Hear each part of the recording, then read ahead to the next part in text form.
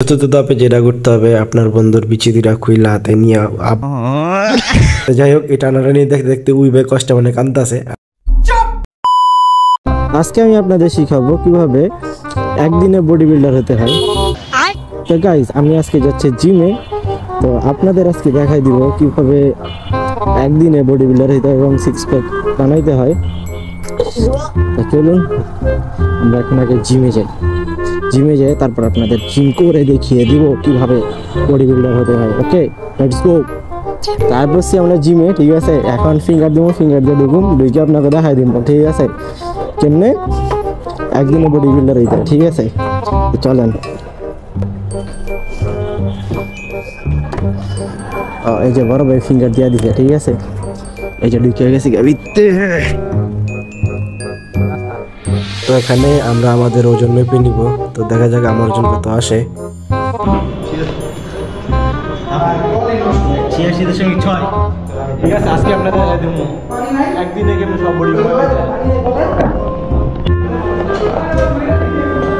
তো প্রথমে যেটা করতে হবে, এই যে দুই পাশে চেগানো যে স্ট্যান্ডটা, এই দুইটা নিয়ে বসে পড়তে হবে। বসে ডাইনে বামে দুইবার ঠেলাঠেলি করে, মানে পারলে 10-20 বার হেরজে দিবেন আর 110 বাইরা দিবেন।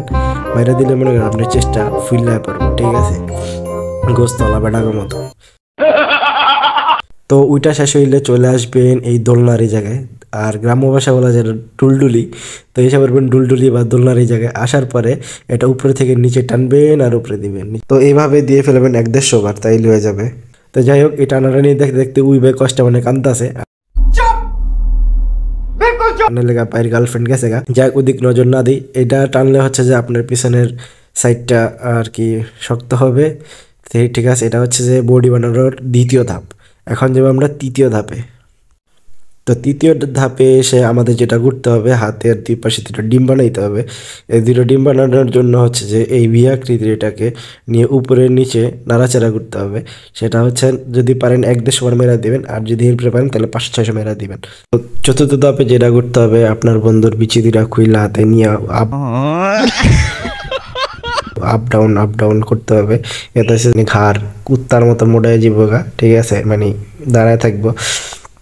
তো এই হলো যে আমার ভিডিও। আর আমার ভিডিও আপনি হুদাই দেখতেছেন। আমার ভিডিও দেখে যদি বডি হয় তাহলে আমি এবার মোড়াকে হুদাই 2 মিনিট নষ্ট করলাম।